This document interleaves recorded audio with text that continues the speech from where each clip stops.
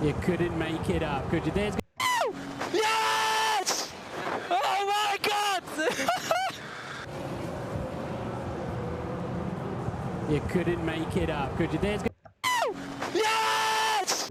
So, in true Blue Peter fashion, here's one I made earlier.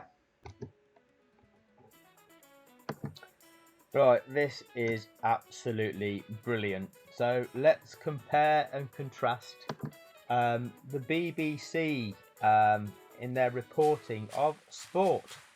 So if you go onto the BBC website for sport, and if you go to the athletics section, this story popped up today, and it says, runner banned for 12 months for using car in race. Now, in fact, let me just click out of this, because actually when I first clicked on the BBC Sport website, this was the headline, which, again, they all kind of fit, don't they?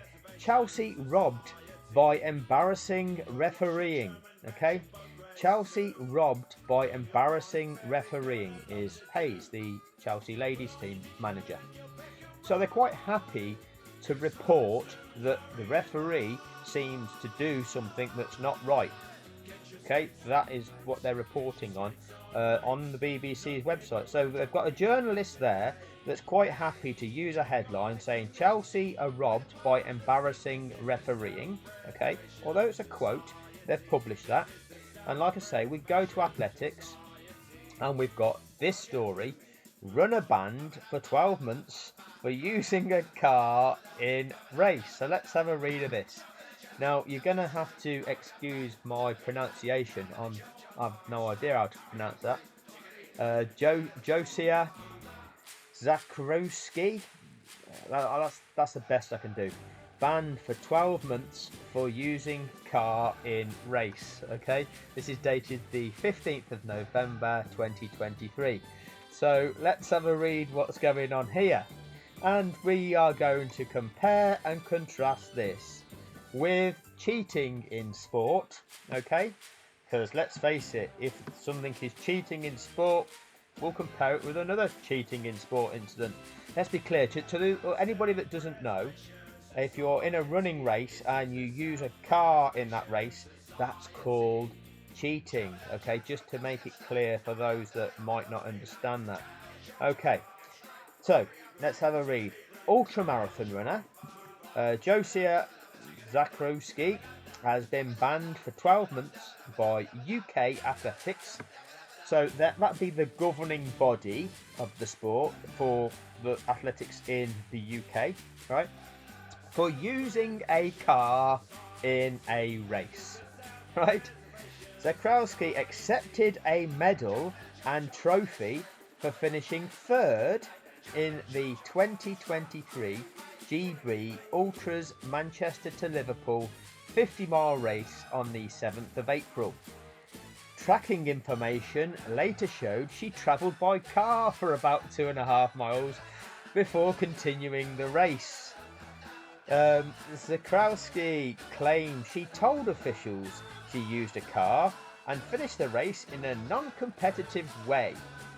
The claimant had collected the trophy at the end of the race, something which she should have not done if she was completing the race on a non-competitive basis, said an independent disciplinary panel.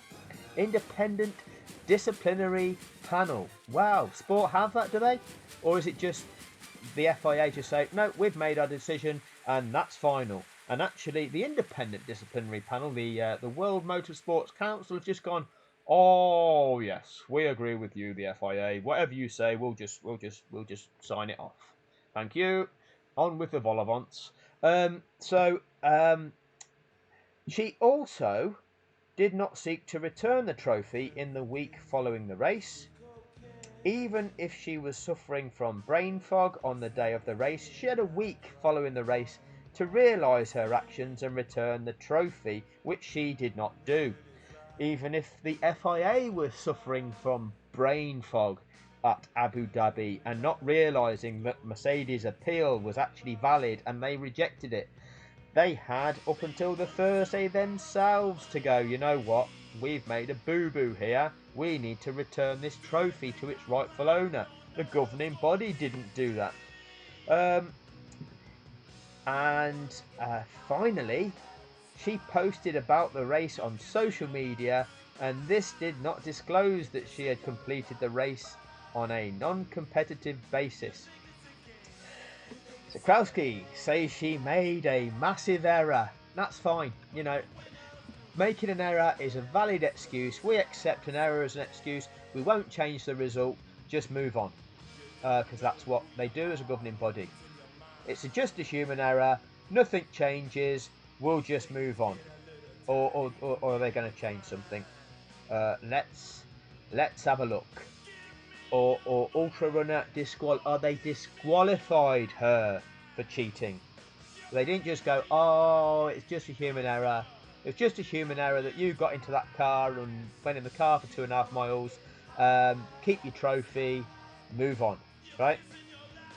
Zakrzewski, a 47-year-old GP from Dumfries in Scotland, now lives in Sydney, Australia.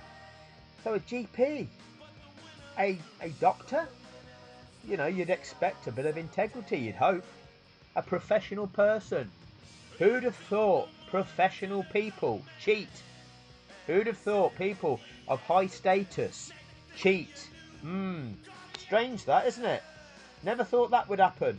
Oh no, person of my status would never do anything like that. We've got integrity.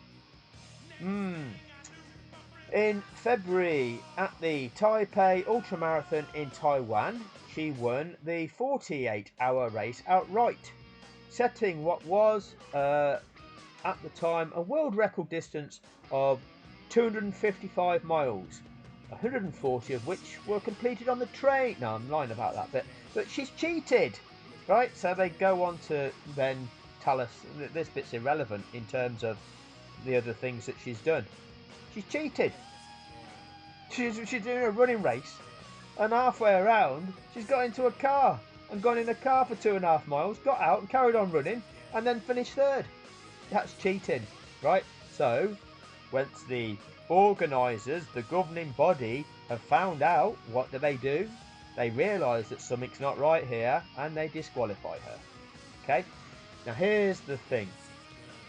Had this have been Formula 1, and let's say athletics, a ultramarathon was a big TV event. Let's say it attracted a global audience of at least 108 million people viewing it, and it would really being hyped up as being, this is the best thing you'll ever see, incredible. And we've gone down to the last ultramarathon of the season. Okay, wow, and we're getting live TV of what's happening, and we'll get Martin Brundle and David Croft commentating on the ultramarathon runners. And when this athlete gets into a car, I think you'd get Martin Brundle perhaps saying, oh, and I wonder, how long will she stay in that car? I don't think there's a limit on how far she can go, but that's normally on a wet day in Spa. And Crofty will go, absolutely right, Martin. And then what we'll get is the BBC's Andrew Benson. Now, Andrew would report on that race and say that that athlete came third, and even though there was a protest, it was still fine. It was all right. There'd been a bit of controversy earlier in that race anyway, and the fact that she'd got into a car and done 2.5 miles, yeah, that's not a problem. But ultimately, you know, she fully deserved it. She fully deserved it. It had been a season where she'd suffered so much misfortune, and you know, there was a protest after the race, and you know, she even had to wait 2 hours before being presented with the trophy. So let's feel sorry for her. That's the sort of thing Andrew Benson would write about it. But thankfully, who's writing this report of the cheat? Before we go into that, we'll just consider the other things they might have said. They might have said, although the rules state that any athlete caught cheating will be disqualified, it doesn't say all So, you know, perhaps it's within the rules. Maybe the rules mean something different. Or they might say, well, it's a highly technical sport and the rules are several pages thick. But one thing's for sure, she absolutely deserved it. She led the most amount of minutes spent in that car. Well done you. Well done you. Anyway, on with the original. Oh, we've not even got the journalist's name here, unless it's at the bottom. No, we haven't. It's a shame the journalist writing this isn't working in the BBC's F1 department. I bet they don't get paid as much, do they? I bet they don't get their pay from the FIA though, do they either? I bet they don't get the brown envelopes with the bungs telling them what to report and how to report it and what they're allowed to say and what they're not allowed to say, rather than repeating the authentic truth, the narrative. But on a positive note, Josia Zakharowski, or how you pronounce it, she is though now in line to be named the Laureus Sport Personality of 2023 for her accomplishments. You know, this prestigious award awarded to this global sporting icon, and you know, this is a I think prestigious company, Sport for Good Index, whatever this is all about. The third annual index features brand leading the way in delivering positive social or ecological impact through sport. Positive social impact of celebrating cheating, celebrating corruption, and ecological. How are you doing that? How are you achieving positive ecological impact through sport? Is there any meaning behind those words, or is it just if we mention the environment, then people will think we're a force for good? Or do you get some sort of tax relief for that? I don't know how it works. Anyway, just thought I'd run this one by you. Go and have a look on the BBC's website. This story about an athlete banned for cheating. Okay, this is what a governing body does to address cheating, and then go and contrast that with typing in BBC Sport. Type this into Google: BBC Sport, Abu Dhabi 2021. Look at the articles written by Andrew Benson when he describes a controversial event in sport, and contrast with what information is presented to us in the athletics case with what is presented to us in the case of Formula 1. Thanks for your time. So we'll have a look at these because we'll continue this on. We've got this article: athlete banned for 12 months for using a car in a race. We've got Emma Hayes says Blues robbed of victory.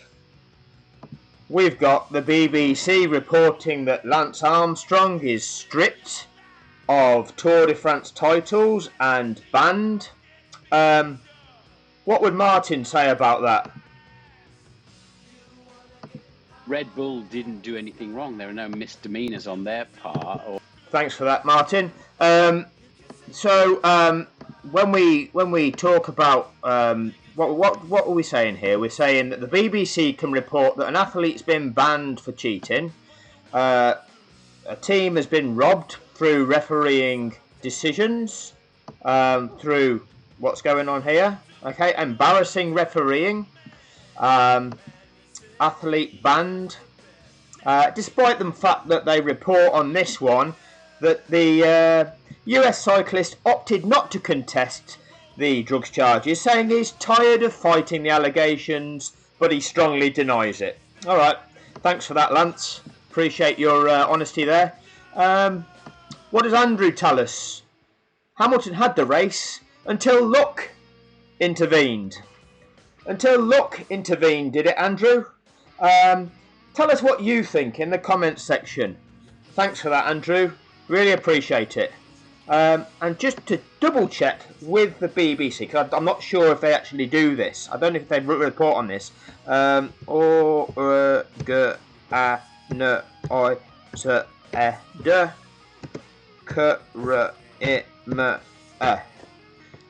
let's have a look. Organised crime. Do the BBC report on organised crime? 29 pages by the looks of things. 29 pages of reporting on organised crime, but they won't touch Formula One. Won't touch Formula One will the BBC. Now, that's just to say hello to the trolls in the comment section. And the other thing that I just wanted to touch upon, a few people look at my videos and sometimes see what's on my my feed as to what other YouTubes might be recommended or I might watch. One to watch. Grace Blakely, The Cost of Greed Crisis. There'll be quite a few of you interested in watching that. I recommend watching Grace Blakely, The Cost of Greed Crisis. Okay? And the other things that I watch are a bit of this. This guy, the legend himself, FF1. And if you go into his community section, he's reposted his very first video. And he even drops a C-bomb. So go and have a watch of that bad boy. And watch this one as well, where he's going to be selling merch to the Max fans to raise funds for what we're going to do. But more to come on that at a later time. Head over to FF1, check out what he's doing, and the guy at the top here. I'm looking forward to watching this one in full later on. Boy Tendio. That'll do for this one. Thanks for listening.